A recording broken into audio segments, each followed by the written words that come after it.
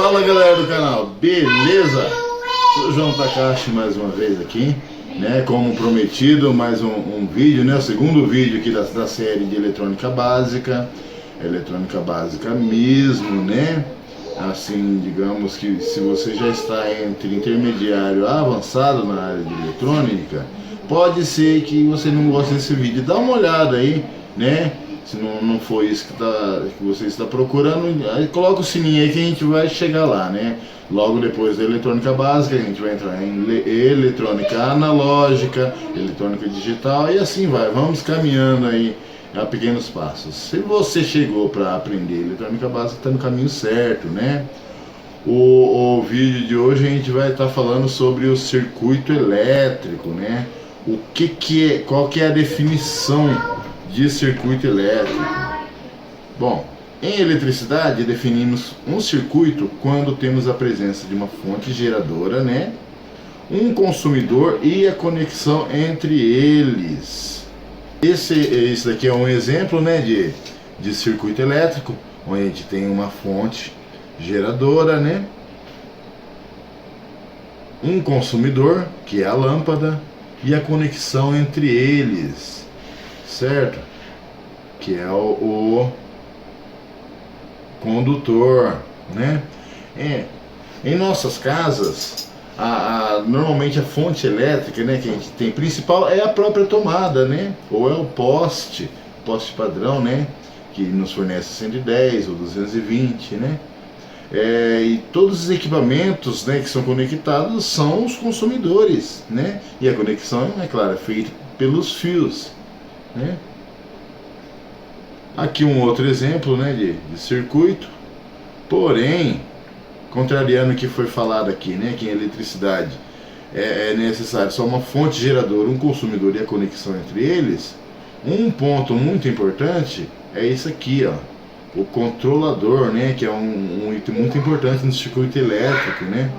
Na casa da gente, a gente tem os interruptor, disjuntor, né, tem os dimmer de ventilador e esse tipo de coisa. Já em eletrônica não, a gente vai ter ali, vai ter os transistores, né, vai ter relé, vai ter vários componentes que vão estar dando controle, tanto de liga e desliga, como de intensidade. Maravilha? Aqui só para dar exemplo, ó, um exemplo de um circuito, né? Um circuito maior gerando outros circuitos, né? Esse daqui é o esquema em blocos de um micro-ondas, né? Quer dizer que a fonte, no esquema completo, a fonte do micro-ondas vai ser a tomada, certo? Que vai fornecer 110 ou 220 volts. Desse circuito, em paralelo, tem um circuito de controle, certo? Que é anexado ao teclado de funções.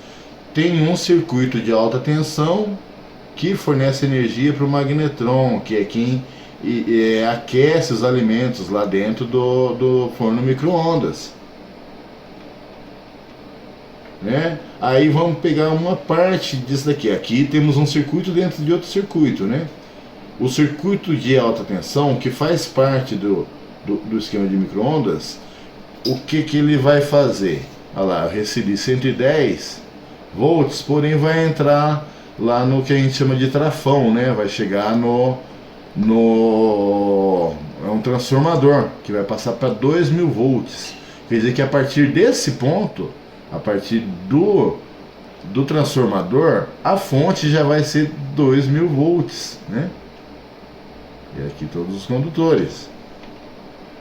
Já no caso da unidade de controle, que também faz parte daquele circuito, já o que acontece? Normalmente a fonte aqui vai ser de 5 volts, né? Aqui, ó, esse elemento aqui é um transformador também, né? Temos 5 e temos 12 volts, que é que vai dar o controle. Maravilha? Isso por enquanto foi o exemplo só de fonte, de gerador, né? Quer dizer que, vamos pensar o seguinte, a fonte aqui, eu moro no estado de São Paulo, a fonte do estado de São Paulo é a usina X, certo? Aí a fonte da cidade que eu moro já vem do estadual, né? Já vem ali daquela central de medição, né? Daquela central de controle elétrica. Ali seria a fonte da cidade. A fonte da minha casa é o poste padrão que está lá na rua, né? A fonte aqui desse cômodo que eu estou, a fonte dele é o quadro de luz, é o disjuntor que controla essa luz, e assim vai. A fonte do meu computador está lá dentro, que vai pegar, vai converter energia de 110, né? E vai colocar na tensão de trabalho, né? Que 12 volts, 5 volts, que é a tensão lá dentro do computador. Vamos dar seguimento. Quer dizer que, recapitulando, no circuito elétrico tem que ter a fonte geradora, tem que ter os condutores. Nos controladores eu coloquei até um acento de interrogação, né? Porque eu posso ter no circuito elétrico sem um controlador, mas não vai ser um circuito eficaz, né? E o consumidor, né? Voltando à definição de gerador elétrico. Gerador elétrico é o dispositivo que consegue converter diferentes formas de energia, como a energia mecânica, química, solar e assim sucessivamente, em energia elétrica. Os geradores mais comuns, né, que igual eu estava falando, que é da energia que a gente usa em casa, é um gerador que usa a indução eletromagnética, né, que é lá nas usinas, né, que é a energia por indução, né. A imagem aqui legal aqui do exemplo do gerador elétrico, né? O que o gerador faz? Ele fornece energia? Na verdade não, ele vai causar um desequilíbrio dos elétrons, né? Ele vai jogar mais elétrons para um lado, menos elétrons para o outro, gerando assim uma corrente elétrica, né? Aí temos a pilha, né? Que é um exemplo de fonte, né? E aqui, ó, para quem conheceu isso daqui é o dínamo de bicicleta.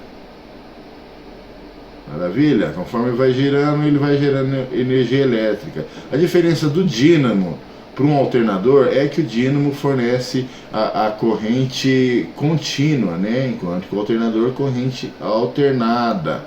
Relembrando, né? Falando em alternador, relembrando novamente o vídeo passado. Se você não assistiu, eu vou deixar o cartãozinho aqui, dá uma olhada lá que ficou bem interessante, que é a conversão de energia, né? Eu vou falar novamente, porque a bateria tem lá 12 volts, a gente fala 12 volts, mas na verdade em aberto ela guarda por volta de 14 volts, né? Que é o suficiente para dar partida no carro. Quando dá partida do carro, o carro passa a queimar o combustível, né? Aí começa a girar o motor gira o alternador, que o alternador gera energia para carregar novamente a bateria, né? A transformação de energia, né? A energia que está contida ali no combustível se torna em energia térmica, né? Que ela vai queimar. Essa energia térmica vai virar energia mecânica e a energia mecânica vai voltar a ser energia elétrica. Maravilha? E aqui a turbina, né? A turbina não deixa de ser um super alternador, né? A turbina de uma hidrelétrica, né? Bom, já tivemos aí por base o que seria o gerador e o condutor, né? O substantivo em si, o substantivo condutor significa corpo, substância, material de conduzir algum tipo de energia. Um condutor elétrico é um material que possibilita a transmissão de eletricidade. Então, a tubulação de água é um condutor de água, né? O duto de ar é um condutor de ar e temos os fios. Os fios, eles... mas o ferro também conduz energia elétrica, a água também conduz, né? O condutor ele deve ser escolhido pela baixa resistência, né?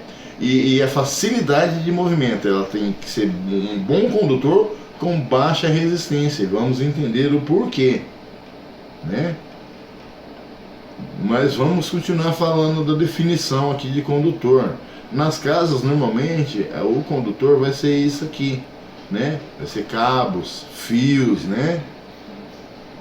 Já nas grandes indústrias, onde necessita de uma corrente mais elevada, muitas vezes a gente vai encontrar esse tipo de barramento, né? Isso aqui são barras, né, de condutores elétricos, né? Normalmente é feito de cobre ou boswell.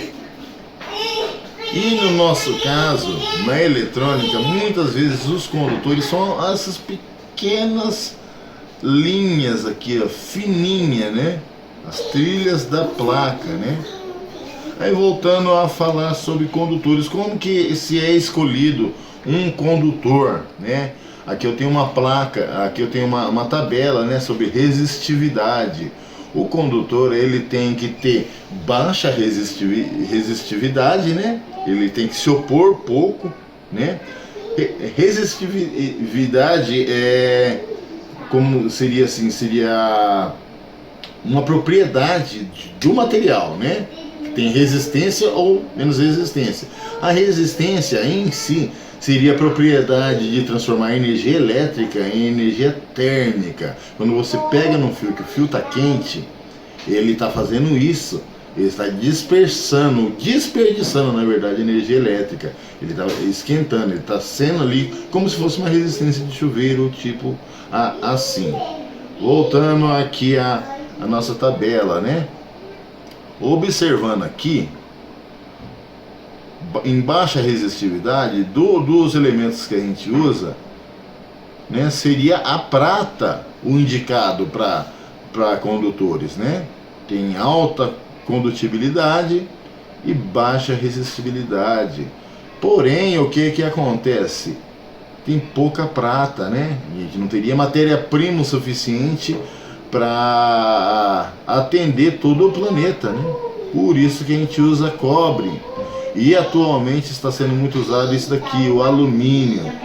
O porém é que o alumínio, quando você for fazer uma fiação de alumínio, eu aconselho você superdimensionar a sua fiação, porque você vai perder muita energia elétrica, tá vendo? Ó, a resistibilidade aqui, ó, é quase o dobro do cobre, né? E a condutibilidade é quase a metade, quer dizer que você vai perder muita energia elétrica na sua fiação, né? Embora não se tenha, né, um condutor perfeito, né, por a passagem de corrente por qualquer fio gera calor, né, que é o que eu acabei de falar. Isso consiste num problema para aparelhos eletrônicos. A energia não chega, a corrente não chega lá. Por que a corrente não chega?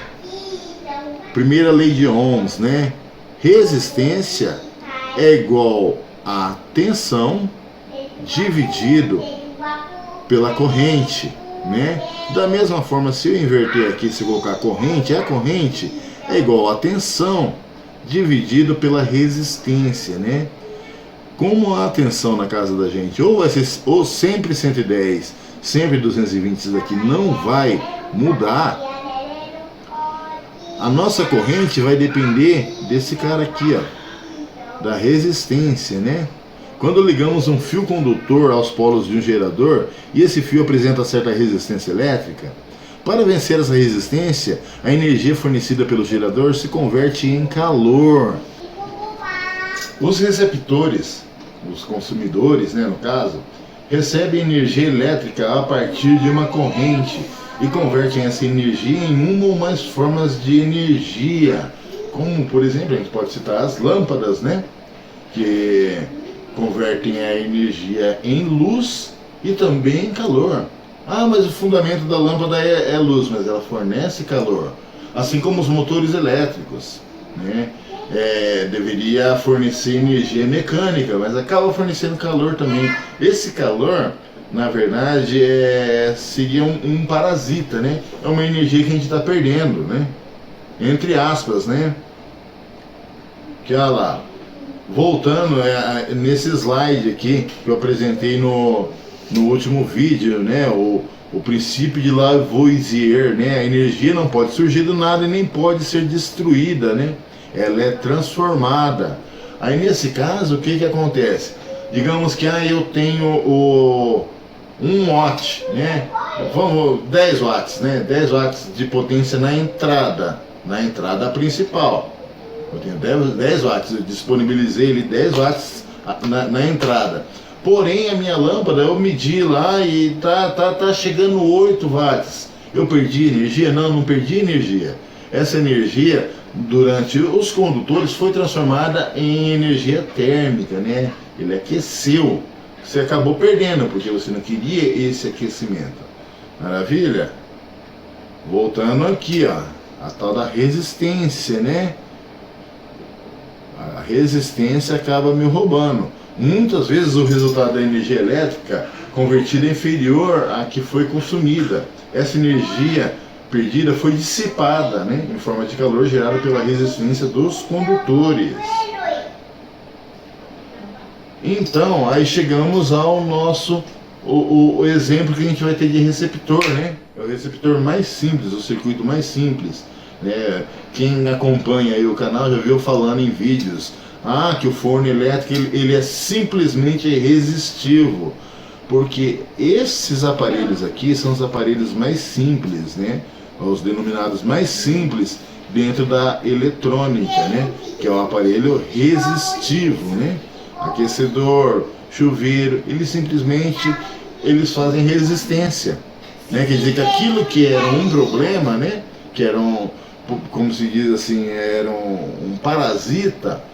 O ser humano conseguiu não é a primeira invenção elétrica é o telégrafo, para quem não sabe, né? Já mais uma, mas é o mais simples de ser feito, é uma resistência elétrica, né? Então por isso essas são as máquinas mais simples elétricas, né? E temos a lâmpada. Ó, como é feito era feito, né, que essas lâmpadas quase não se vê mais dessas lâmpadas, né? A lâmpada incandescente tinha esse filamento de tungstênio, né, que é um material que conduz a eletricidade, mas com uma alta resistibilidade, né? E a vantagem é que o tungstênio ele tem uma alta temperatura de fusão, ele não derrete tão fácil dentro de um bulbo sem oxigênio, para evitar assim a sua queima. Aí o que acontece? Essas lâmpadas mais eficazes, né? Com o tempo veio as lâmpadas fluorescentes, né? E agora atualmente é essa lâmpada a LED, a gente chama de LED, mas são vários LEDs ali, né? A lâmpada é eletrônica. O fluorescente, né? Ali quando era a lâmpada decandescente, pode-se dizer que colocava fogo num filamento. Aí na lâmpada fluorescente, no gás, né? O gás entra em combustão dentro da lâmpada, fica constantemente com aquele gás sendo agitado, aquelas moléculas ali dentro, né? E aí ilumina. Quer dizer que como passou do filamento para o gás, perde-se menos energia, né? Com o calor. Como se perde menos energia com calor, é claro, a lâmpada se tornou mais clara. E finalmente chegamos à lâmpada elétrica. Pode reparar que a lâmpada elétrica ela emite bem pouco calor, né? Ela não esquenta tanto. Como ela não esquenta, como ela não perde energia aquecendo, ela mostra muita energia iluminando. Maravilha? Bom, como é um assunto maçante, já vou parar por aqui para não deixar mais longo, né? Isso daqui. A próxima aula, gente, vamos aprender o conceito sobre resistência elétrica, resistores, lei de Ohm, lei de Joule. Galera, nesse primeiro passo, né, são 9 aulas que eu vou passar. Não sei se são 9 vídeos. Se o vídeo ficar muito comprido, eu sou obrigado a dividir no meio, porque é um conteúdo meio maçante, né, que eu estou pegando desde do princípio e do princípio, certo? Mas depois a gente vai estudar mais a fundo. É que, sobre resistores, por exemplo, se eu pegar para dar aula sobre resistor, vai ser mais ou menos uns 6 meses e eu não vou falar tudo sobre resistores. Maravilha? Bom, espero que tenham gostado do vídeo, né? Se não gostaram, coloca aí embaixo, ou faltou isso, faltou aquilo, que aí no próximo vídeo eu posso estar corrigindo esse problema, maravilha? Se ainda não se inscreveu, se inscreva aí no canal, ativa o sininho, não esquece de dar aquele like pra gente, que é para dar uma incentivada ao canal aí, e até a próxima, valeu?